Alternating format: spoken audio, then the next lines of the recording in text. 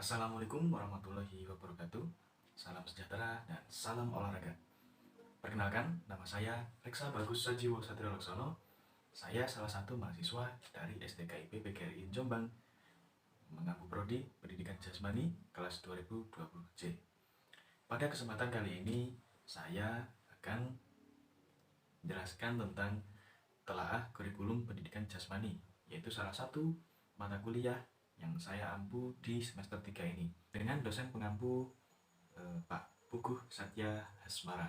Kurikulum adalah seperangkat rencana dan pengaturan mengenai tujuan, isi, dan bahan pembelajaran yang digunakan sebagai pedoman penyelenggaraan suatu kegiatan pembelajaran untuk mencapai suatu tujuan, yaitu untuk mencapai tujuan pendidikan tersebut.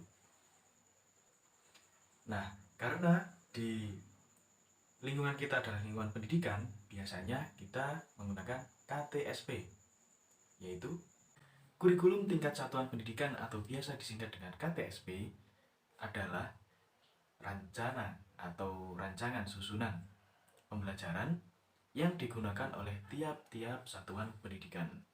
Di dalam KTSP sendiri terdapat banyak sekali pengembangan-pengembangan, di antaranya menggunakan prinsip-prinsip pengembangan sebagai berikut. Prinsip yang pertama, berpusat pada potensi, perkembangan, serta kebutuhan dan kepentingan serta kepentingan peserta didik dan lingkungan. Prinsip yang kedua adalah beragam dan terpadu. Kurikulum ini sangat beragam sesuai dengan kebutuhan peserta didik dan lingkungannya. Karena pada dasarnya setiap lingkungan atau dari lingkungan satu dan lingkungan lainnya jelas berbeda kebutuhan peserta didiknya. Lingkungan pedesaan sangat berbeda dengan lingkungan perkotaan.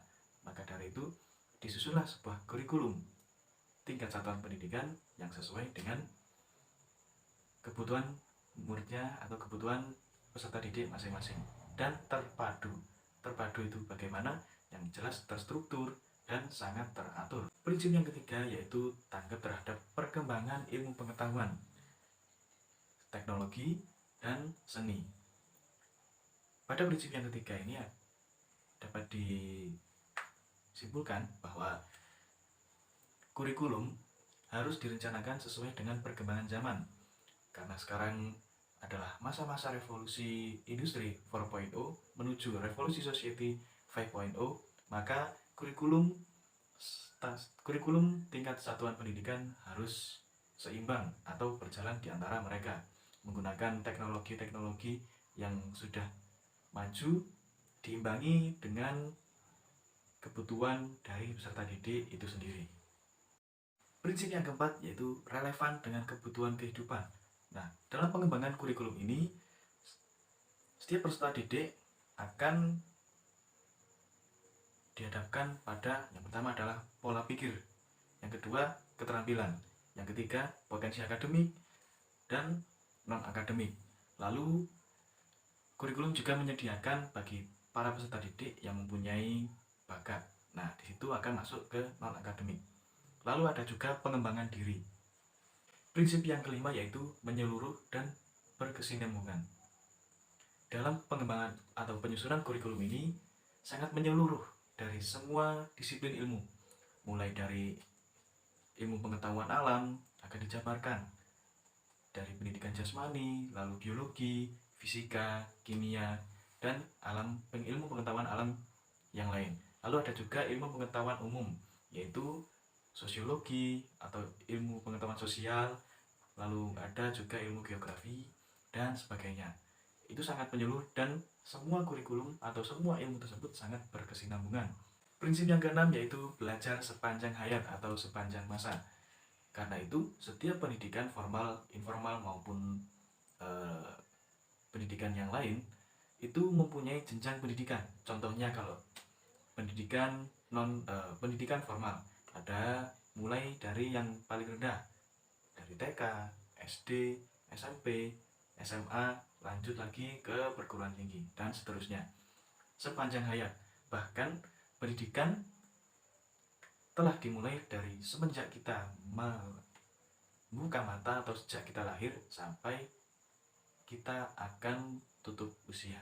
Lalu prinsip yang ketujuh yaitu setimbang dengan kepentingan nasional dan kepentingan daerah. Nah, pada sekolah-sekolah atau satuan pendidikan biasanya ada pelajaran mulok atau muatan lokal. Nah, di situ membuktikan bahwa kurikulum atau KTSP setimbang dengan kepentingan nasional dan daerah. Nah, contohnya di mulok tadi, kalau di daerah Jawa, Jawa Timur, Jawa Tengah, Jawa Barat ada muatan lokal bahasa daerah sesuai dengan daerahnya masing-masing. Kalau kita di Jawa Timur yaitu bahasa Jawa. Ada juga muatan lokal bahasa Inggris.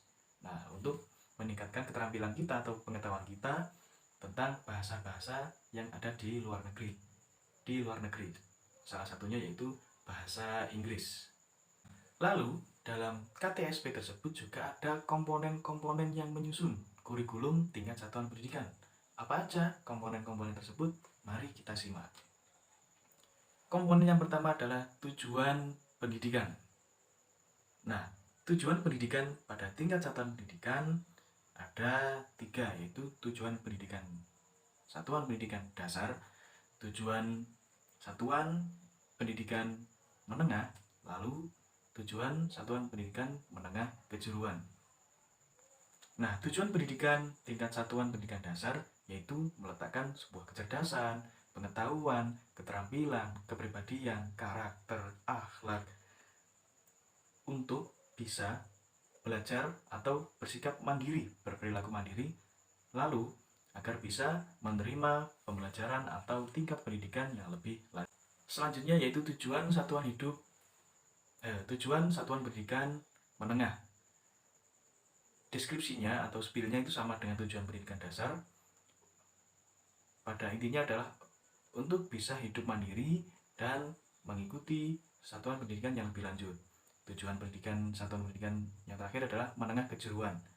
Tujuan satuan pendidikan menengah kejuruan yaitu meningkatkan kecerdasan, pengetahuan, kepribadian, akhlak, lalu keterampilan, karakter, dan lain-lain agar meningkat, agar bisa melanjutkan ke studi berikutnya atau sesuai dengan tingkat kejuruan atau bidang yang telah digelutinya.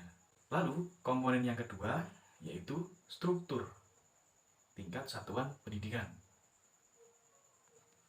Nah, struktur dan muatan KTSP pada jenjang pendidikan dasar dan menengah dibagi menjadi 5 kelompok SI. Apa itu SI? Yaitu standar isi. 5 kelompok standar isi mata pelajaran. Kelompok yang pertama yaitu agama dan kepribadian. Kelompok yang kedua yaitu pendidikan kewarganegaraan dan karakter. Lalu, kelompok mata pelajaran yang ketiga yaitu ilmu pengetahuan dan teknologi. Biasanya ini adalah IPA, IPS, matematika, dan yang lain. Lalu, kelompok belajar yang keempat adalah mata pelajaran yang keempat yaitu estetika. Di sini mungkin seni, terus budaya, dan sebagainya. Dan kelompok mata pelajaran yang terakhir yaitu pendidikan jasmani. Nah, di dalam struktur tadi ada pengelompokan yang lain, yaitu yang pertama pengelompokan mata pelajaran umum, yaitu contohnya adalah agama, pendidikan kewarganegaraan, bahasa Indonesia, terus ilmu pengetahuan alam, ilmu pengetahuan sosial. Lalu ada juga mata pelajaran muatan lokal seperti yang telah saya sampaikan tadi, ada bahasa Jawa, bahasa Inggris. Lalu ada juga kegiatan pengembangan diri. Nah, pengembangan diri ini bisa masuk ke kategori ekstrakurikuler. Ada ekstrakurikuler apa saja di sini? Banyak sekali sesuai dengan minat dari peserta didik masing-masing. Lalu struktur yang lain juga dikelompokkan sesuai dengan pengaturan beban belajar, ketuntasan belajar, kenaikan kelas, penentuan kejurusan, lalu kecakapan dalam pendidikan, serta kecakapan dalam hidup. Lalu komponen dari kurikulum atau KTSP yang ketiga adalah kalender pendidikan. Di sini kalender pendidikan sangat berguna sekali untuk mengatur dari struktur-struktur tadi, mata pelajaran tadi, agar bisa teratur, lalu terpadu, nah, dan sesuai jadwal. Setelah komponen dari kurikulum tadi pengertiannya, nah di sini pengembangan dari kurikulum tadi kan pengertiannya adalah rencana dan aturan mengenai isi, tujuan, dan bahan pelajaran. Nah, sebelum kita melakukan, atau kita sebagai calon guru nantinya, sebelum kita melakukan suatu proses pembelajaran, banyak sekali yang harus kita persiapkan. Nah, dalam kegiatan ini, dalam pembelajaran ini, kita harus mempersiapkan yang pertama yaitu silabus, yang kedua yaitu RPP, lalu ada juga jurnal pembelajaran, ada juga presensi pembelajaran, lalu ada materi pembelajaran. Nah, di sini saya juga mendapat sedikit pengetahuan dari media teknologi pendidikan jasmani, yaitu prinsip belajar atau metode pembelajaran model PI, Plan, Implemented, and Evaluation. Plan yaitu perencanaan. Nah, yang kita persiapkan tadi adalah rencana pembelajaran, mulai dari silabus. Kalau di tingkat satuan pendidikan ada program tahunan, ada program semester atau disingkat prota, promes, lalu ada silabus, terus rencana pelaksanaan pembelajaran, ada juga jurnal pembelajaran. Dan yang terakhir adalah materi pembelajaran. Dalam materi pembelajaran ini, kita juga mengacu pada beberapa hal. Kalau kita mungkin sebagai calon guru pendidikan jasmani harus mempersiapkan materi pembelajaran. Lalu ada beberapa jenis materi pembelajaran. Di antaranya adalah, yang pertama adalah fakta pelajaran, mata pelajaran yang bersumber pada fakta, yaitu sebuah kenyataan dan kebenaran. Contohnya adalah sejarah proklamasi kemerdekaan Indonesia. Kenyataannya pada tanggal 17 Agustus 1945. Lalu jenis mata pelajaran yang kedua yaitu mengacu pada konsep. Nah, contoh konsep di sini terdapat pada salah satunya adalah mata pelajaran biologi. Misalkan kita akan mengonsep sebuah pelestarian alam di hutan hujan tropis. Nah, bagaimana cara kita melestarikannya? Ada beberapa cara, yaitu yang pertama adalah pelestarian secara in situ dan ex situ. Pelestarian secara in situ, contoh sederhananya yaitu perlindungan atau pelestarian alam, hewan dan tumbuhan secara in situ di dalam habitatnya sendiri. Nah, contohnya seperti pelestarian bunga Rafflesia arnoldi atau bunga bangkai terdapat di Bengkulu, sesuai dengan tempat asal dari tumbuhan tersebut. Lalu ada pelestarian ex situ. Biasanya di sini adalah contohnya kebun binatang, lalu cagar alam, savana, dan banyak sekali. Lalu jenis mata pelajaran yang ketiga yaitu berdasarkan prinsip. Contohnya adalah fisika. Kita dalam pelajaran fisika membuktikan atau menyatakan sebuah prinsip dari beberapa profesor atau penemu-penemu. Contohnya adalah mengungkapkan atau menyatakan hukum 1 Newton, hukum 2 Newton, hukum 3 Newton. Contohnya hukum 3 Newton adalah F aksi sama dengan F reaksi. Nah, dalam F aksi kita contohnya adalah berbenturan seperti ini. Nah, F reaksinya yang kita rasakan setelah berbenturan, apa yang kita rasakan? Nah, seperti itu. Itu contoh dari mata pelajaran berdasarkan prinsip. Mata pelajaran yang keempat yaitu jenisnya berdasarkan pada prosedur. Contohnya di sini adalah teknologi informasi dan komunikasi.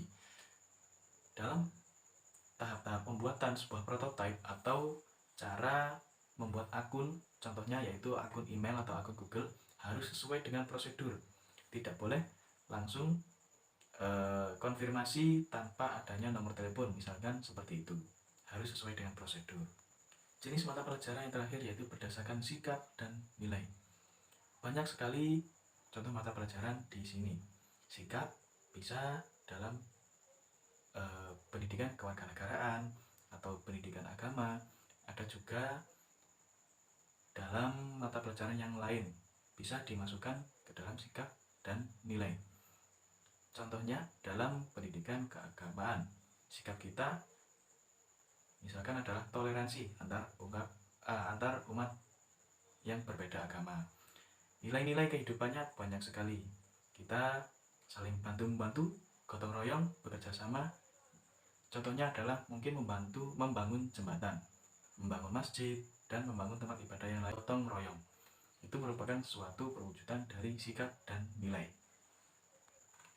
Setelah membahas tentang jenis-jenis mata pelajaran atau materi pembelajaran, kita sekarang lanjut ke prinsip pembuatan materi pembelajaran. Prinsip yang pertama yaitu relevan, yang kedua yaitu konsisten, yang ketiga yaitu cukup.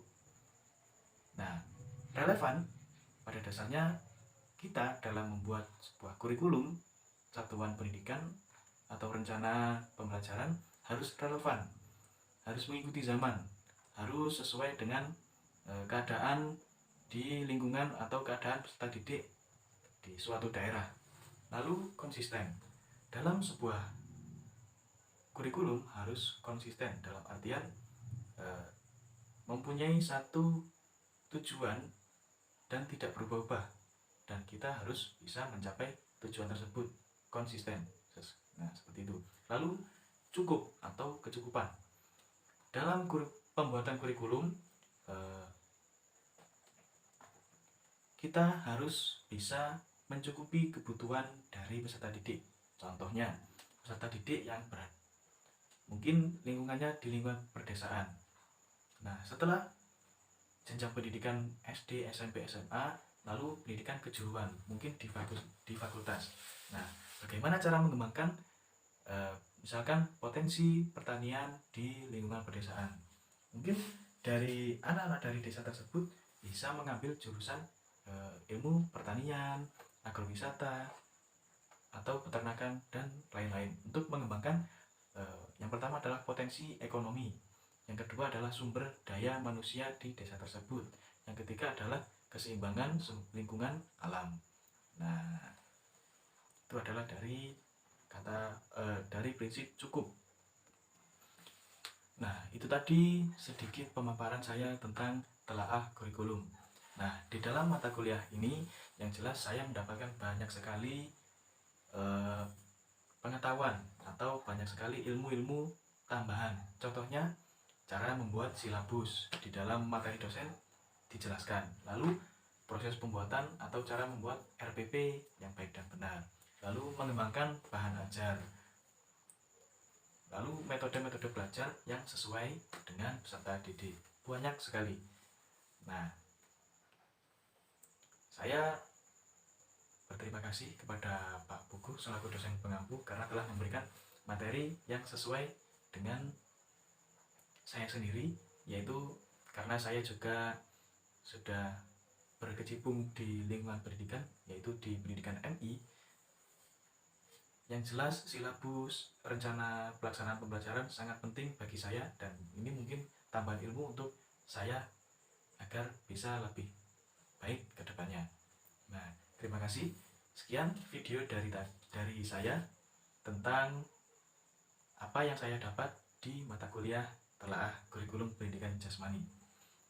Apabila ada kekurangan, saya mohon maaf yang sebesar-besarnya. Saya akhiri. Wallahul muwaffiq ila aqwamit thoriq. Ihdinas siratal mustaqim. Wassalamualaikum warahmatullahi wabarakatuh. Salam olahraga.